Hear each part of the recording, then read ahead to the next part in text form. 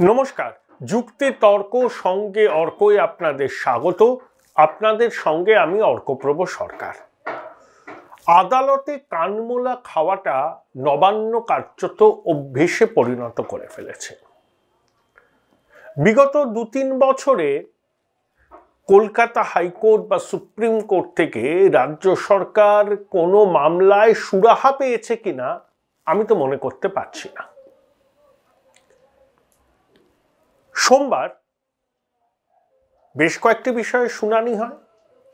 সবথেকে তাৎপর্যপূর্ণ হলো সুপ্রিম কোর্টের নির্দেশে মাননীয় বিচারপতি দেবাংশু বসাকের এবং মোহাম্মদ শাব্বির রশিদের ডিভিশন বেঞ্চে নবম, দশম, একাদশ, দ্বাদশে শিক্ষক অশিক্ষক নিয়োগে দুর্নীতির অভিযোগে যে মামলা চলছে তার শুনানি হচ্ছে।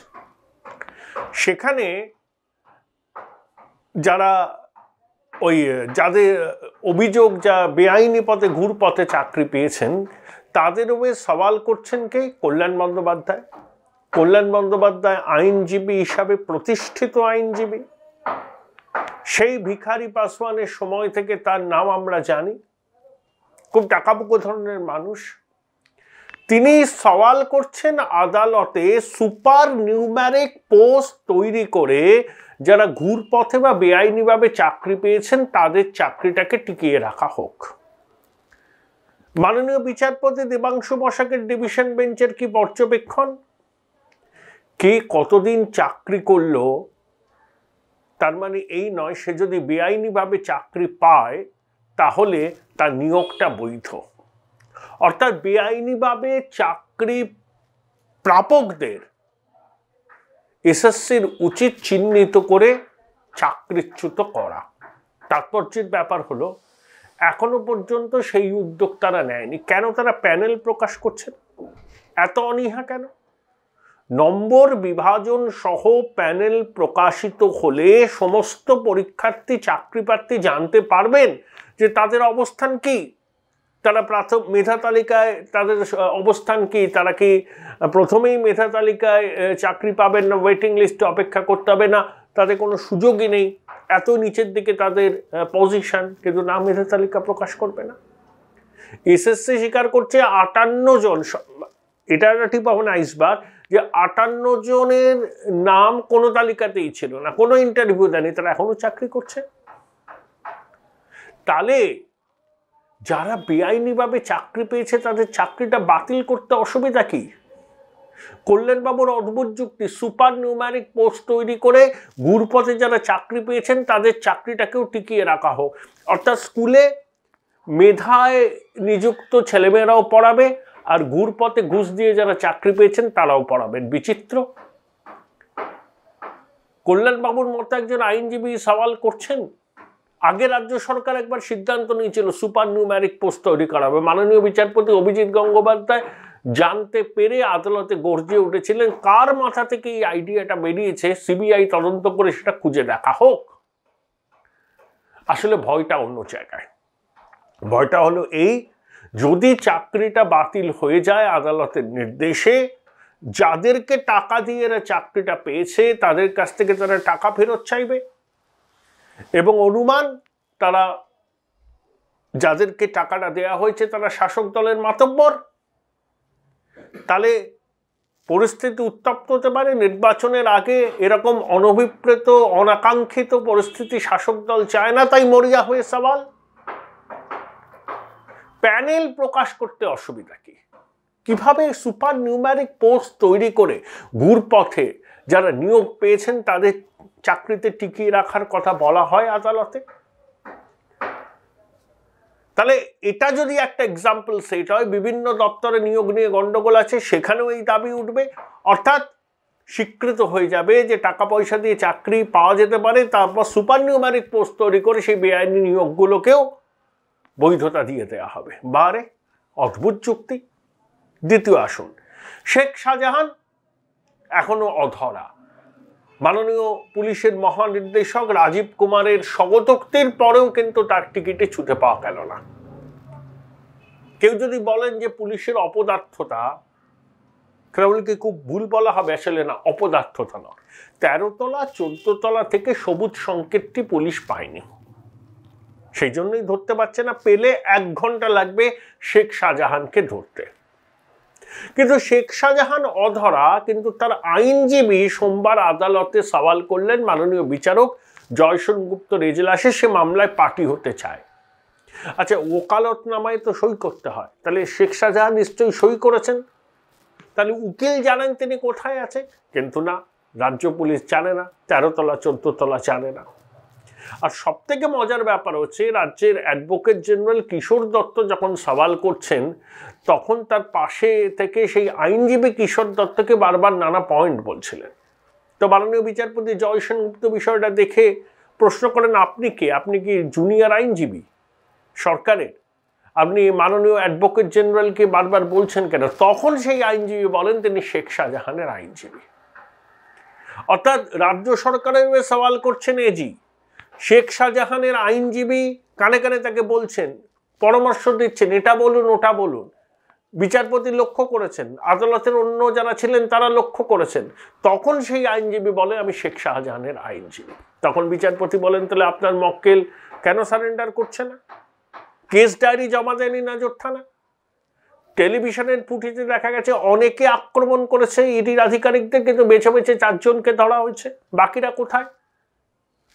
ইডি আক্রান্ত হলো আর ইডির বিরুদ্ধে এফআইআর হয়ে গেল। Join Indian Institute of Hotel Management now. Right choice, right decision. আবার মুখ পড়ল নবান্নয়। অর্থাৎ সরকার শাহজাহানের মধ্যে যে মিল, শেখ শাহজাহানের আইনজীবী অ্যাডভোকেট জেনারেলকে বলছেন এটা বলুন সেটা বলুন, কি প্রমাণিত হয় এতে? কানমোলা খাওয়াটা অভ্যেস করে ফেলেছে নবান্ন আদালতে, সুরাহা পায় না, এবেঞ্চ ওবেঞ্চ দৌড়ে বেড়ায়। এই যে পুরো নিয়োগ ঠেকাতে গিয়ে কম চেষ্টা করেছে, সুপ্রিম কোর্ট বলেছে না, আইনের পথে চলবে, তদন্ত চলবে। দেখুন শঙ্করাড্ড, ইডির দাবি 20,000 কোটি টাকা পাচার হয়েছে, শুধুমাত্র বালুরই নাকি 8 থেকে 10,000 কোটি টাকা দুবাইতে গিয়ে সেই টাকা গেছে, বাংলাদেশ হয়ে গেছে, বিনিয়োগ হয়েছে বিদেশে, এবং বালুর চুরির টাকা ফরেন কারেন্সিতে কনভার্ট হয়ে গেছে, কেউ কিছু জানতো না। যেই আদালতের ধাঁচানি বালু আবার ফিরে গেছে প্রেসিডেন্সির 1 ওয়ার্ডে। তার বাঁদিকের মাংসপেশি এখন সচল, মাথা ঘুরে পড়ে যাওয়ার কোনো সমস্যা নেই। আমি জ্যোতিপ্রিয় বাবুর সুস্বাস্থ্য কামনা করি, তিনি সুস্থ থাকুন, ভালো থাকুন। তাহলে আদালতে কানমোলা খাওয়া সব ইস্যুতে রাজ্য সরকার না অভ্যেস করে ফেলেছে। এবার একটা অন্য প্রসঙ্গে গিয়ে প্রতিবেদন শেষ করব। এখন তো আপনারা সেই বামফ্রন্ট সরকারের প্রথম দিকের সময় থেকে 9 দশকের মাঝামাঝি পর্যন্ত একটা দাবি খুব প্রাসঙ্গিকভাবে বামপন্থীরা তুলেছিলেন যে রাজ্যের হাতে অধিক ক্ষমতা চাই, বিকেন্দ্রীকরণ চাই। যারা 8-এর দশকে ছাত্র অবস্থা কাটিয়েছেন কলকাতা এবং শহরতলি বা যেখানেও, আমাদের জীবনে তখন একটা অবিচ্ছেদ্য অঙ্ক ছিল লোডশেডিং। যখন তখন লোডশেডিং হতো, আর সন্ধ্যেবেলা লোডশেডিং হলে ঘন্টা 2-2.5 কমে আসতো না, এবং আলো চলে এলে মনে করতে পারবেন সমগ্র পাড়া জুড়ে একটা উচ্ছ্বাসের ধ্বনি শোনা যেত।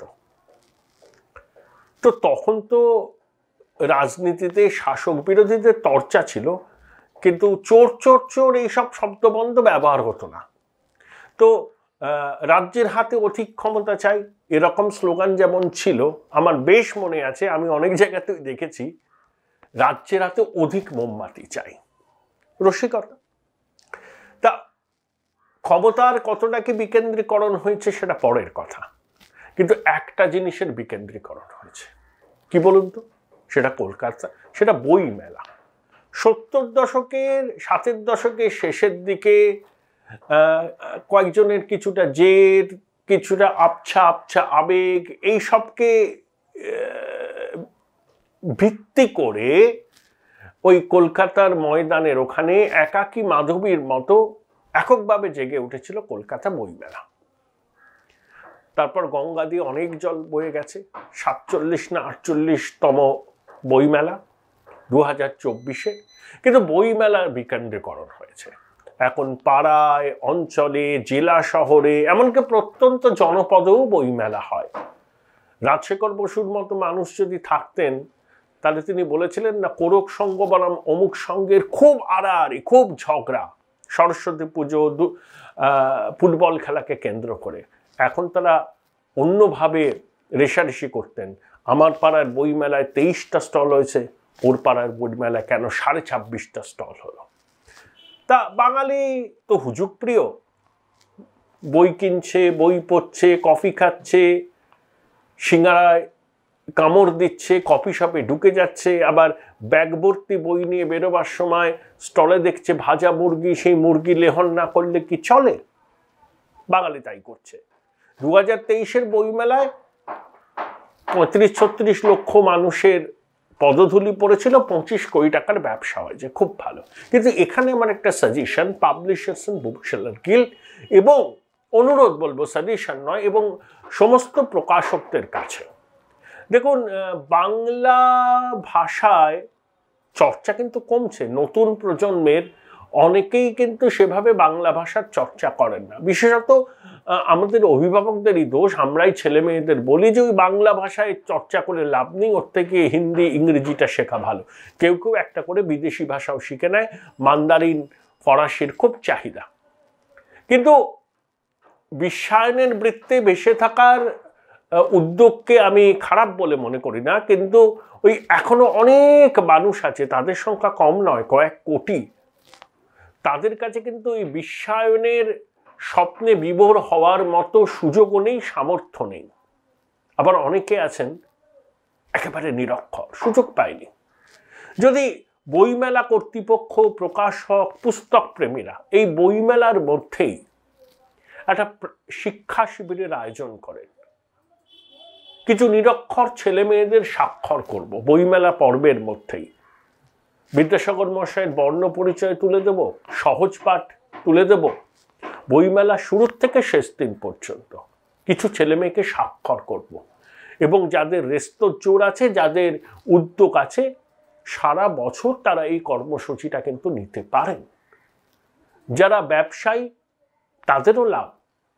এইভাবে কিন্তু একটা বাংলা ভাষায় কথা বলা, বুঝতে পারা, বই পড়া, লিখতে পারার একটা বহু মানুষ তৈরি হবেন। আগামী দিনে বাংলায় যারা লেখালেখি করছেন, কবিতা লিখছেন, প্রবন্ধ লিখছেন, গল্প লিখছেন এবং বাংলা ভাষার বই যারা প্রকাশ করেন, তাদের কিন্তু বাজারের পরিধি বিস্তার হবে। বইপ্রেমীরা এই অনুরোধটা কি রাখবেন? এটাই কোটি টাকার প্রশ্ন।